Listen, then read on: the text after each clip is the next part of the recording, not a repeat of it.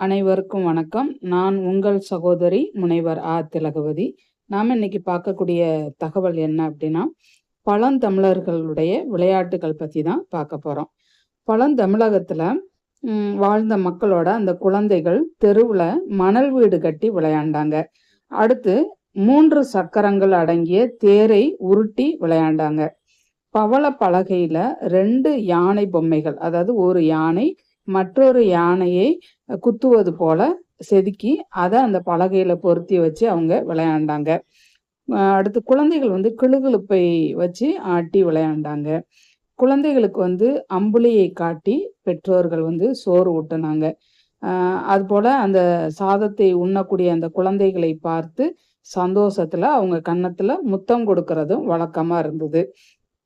சிறுவர்கள் தண்ணி இருக்கக்கூடிய பகுதியில அந்த தண்ணிக்குள்ள திடுக்குன்னு குதிச்சு அந்த தண்ணிக்குள்ள மூழ்கி மண் எடுத்துட்டு கரை மேல நிற்கக்கூடிய சிறுமிகளுக்கு கொடுத்து அவங்கள வியப்பில் ஆழ்த்தினாங்க.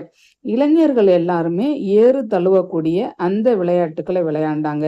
பெண்கள் மண்ணால் செய்யப்பட்ட பொம்மைகள், பாவைனா பொம்மை, மண் பாவைகள் செஞ்சு அவங்க விளையாண்டாங்க. தண்ணியில பாஞ்சு நீராடினாங்க. இவங்க பந்துகளை கொண்டு கலங்குகளை கொண்டு அம்மானை விளையாட்டுக்களை விளையாண்டாங்க. மரங்கள்ல கயரை கட்டி அதுல ஊஞ்சல் ஆடினாங்க. இப்படி ஆடும்போது பொழுதுபோக்குக்காக பாடல்களை பாடிக்கொண்டே ஆடினாங்க. இதுவரை நம்ம பழந்தமிழ் மக்களுடைய விளையாட்டுகள் பத்தி பார்த்தோம்.